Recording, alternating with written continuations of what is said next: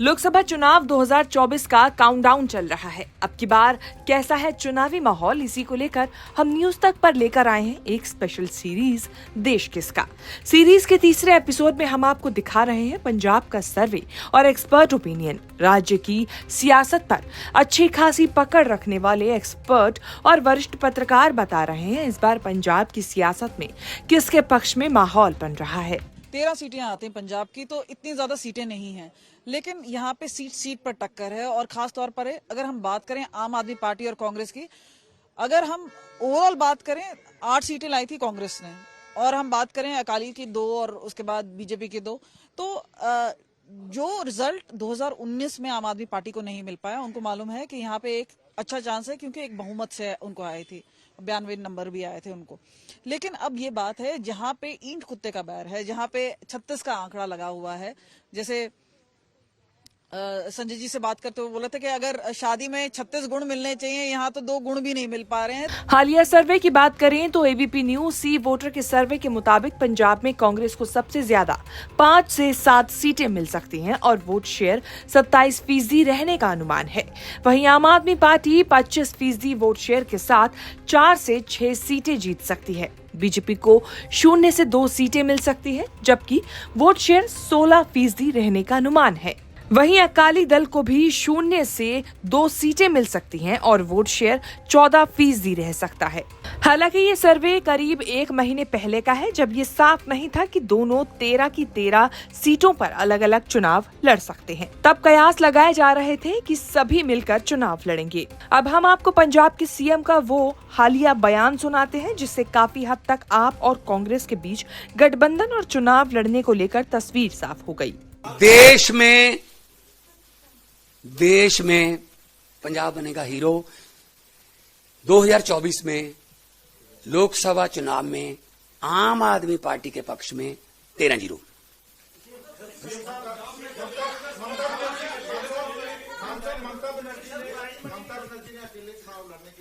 देखो, ये तो उनका काम है, ये ममता नहीं, कोई बात नहीं, वो हो सकता है कोई उनके साथ बातचीत चल रही हो उस लेवल पे, लेकिन पंजाब में हम ऐसा नहीं करने वाले। पंजाब में कांग्रेस से हमारा कोई।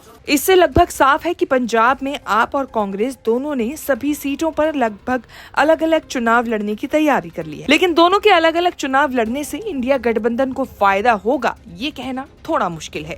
कांग्रेस और आम आदमी पार्टी के बीच में बड़ी बिटरनेस देखने को मिल रही है। न केवल पंजाब की सत्ता आम आदमी पार्टी ने कांग्रेस से छीन ली, बल्कि और प्रदेशों में भी कांग्रेस जहां पावर की दावेदार है, वहां आम आदमी पार्टी ने जिस तरह से कांग्रेस पर अटैक किया है, तो कांग्रेस तो ये कहती है बीजेपी की बी टीम है ये।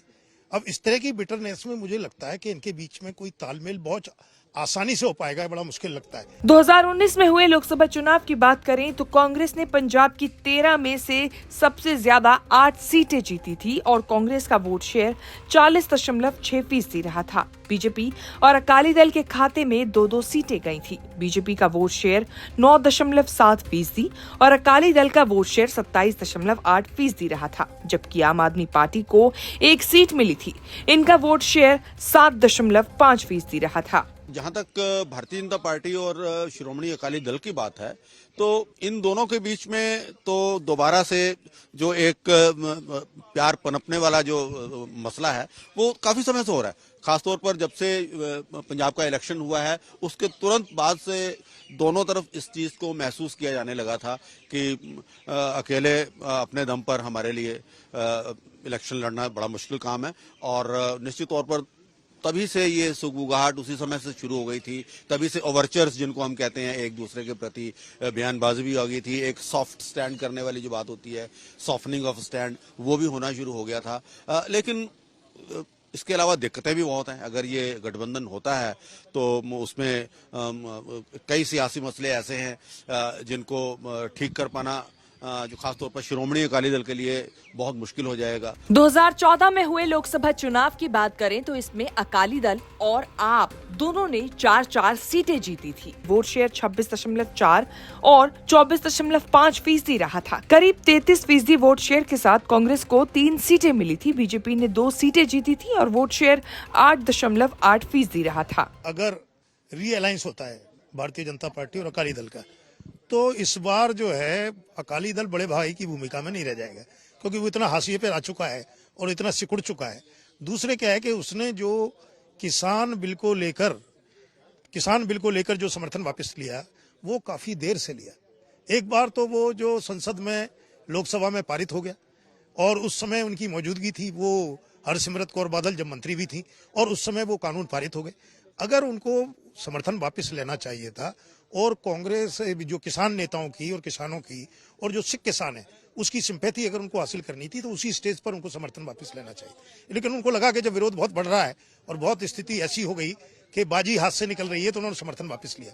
अब अगर रियलाइज करेंगे तो और ज्यादा एक्सपोज हो जाएंगे। इसका मतलब तो ये था कि पर्दे के पीछे मिली भगत थी, पहले दिखावे का समर्थन वापस लिया और वापस कर लिया। तो अब अकाली दल बड़े भाई की भूमिका में नहीं रह गया है और भारतीय जनता पार्टी ने जिस तरह से कांग्रेस के नेताओं को, कैप्टन अमरिंदर सिंह और सुनील जाखड़ जैसे नेताओं को अपने फोल्ड में शामिल किया है, उसको देखते हुए ऐसा लगता है कि अकाली दल अगर समझौता करेगा तो वो प्रेशर में रहेगा और उसको seat sharing, Bharatiya Janata party की जो सीट डिमांड है वो पूरी करनी पड़ेगी। पंजाब में साल 2022 में हुए विधानसभा चुनाव की बात करें तो आम आदमी पार्टी ने छप्पर फाड़ जीत हासिल की थी। अरविंद केजरीवाल की आम आदमी पार्टी को सबसे ज्यादा 92 सीटें मिली थी और वोट शेयर 42% से भी ज्यादा रहा था। सीटों के मामले में दूसरे नंबर पर कांग्रेस रही। कांग्रेस को 18 सीटें मिली और वोट शेयर 22.98% रहा। अकाली दल को 3 सीटें मिली, वोट शेयर 18.38% रहा और बीजेपी सिर्फ 2 सीटें जीत पाई और वोट प्रतिशत 6.60% रहा। –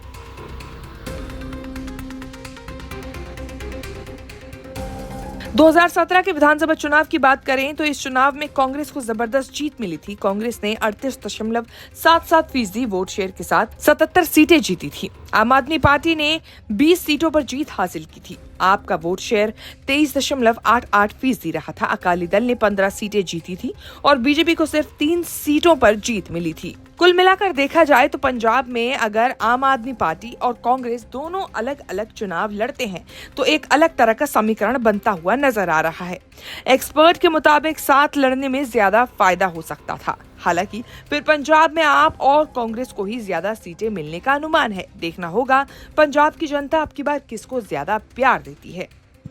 हमने 3 वरिष्ठ पत्रकारों से बातचीत की, उसका लबोलबाव निचोड़ यही निकल रहा है कि भले ही राजनीतिक पार्टियां अपने दांव पेच खेल रही हैं, अकाली दल भाजपा हो या फिर कांग्रेस या फिर आम आदमी पार्टी हो, लेकिन जो आम मतदाता है उसको सब कुछ पता है। चाहे वो भारतीय जनता पार्टी और शिरोमणि अकाली दल का जो असली खेल है उसको भी जानते हो, क्योंकि अगर कृषि बिलों को लेकर दोनों के बीच मनमुटाव आया तो बहुत देर बाद हुआ, उसका फायदा अकाली दल को नहीं मिलेगा। मत प्रतिशत लगातार गिर रहा है।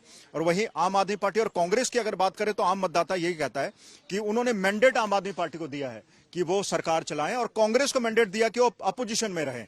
लेकिन अगर आप एक दूसरे से गले मिल लेते हैं, एक दूसरे से हाथ बढ़ा लेते हैं, तो मैंडेट का क्या हुआ? तो कुल मिलाकर अभी चाहे भारतीय जनता पार्टी और शिरोमणि अकाली दल हो या फिर आम आदमी पार्टी या कांग्रेस हो, माथापच्ची कर रही है, मीटिंग्स का दौर जारी है ताकि उनके बीच में समझौता हो या ना हो, ये बात की बात है। लेकिन हमारी बातचीत का जो निचोड़ निकलता है वो यही कि राजनीतिक पार्टियां एक दूसरे को टक्कर देने के लिए अपने फार्मूले बना रही हैं, एल्गोरिदम तैयार कर रही हैं।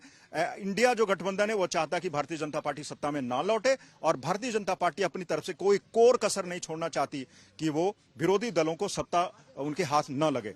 तो कुल मिलाकर हमारी आज तक की बातचीत चंडीगढ़ के 2 जो हमारे मेहमान थे, राजेंद्र जदौन और संजय मल्होत्रा, और हमारी ब्यूरो चीफ कमलजीत कौर संधू के बीच में हुई। चंडीगढ़ से मंजीत सहगल के साथ ब्यूरो रिपोर्ट, न्यूज तक।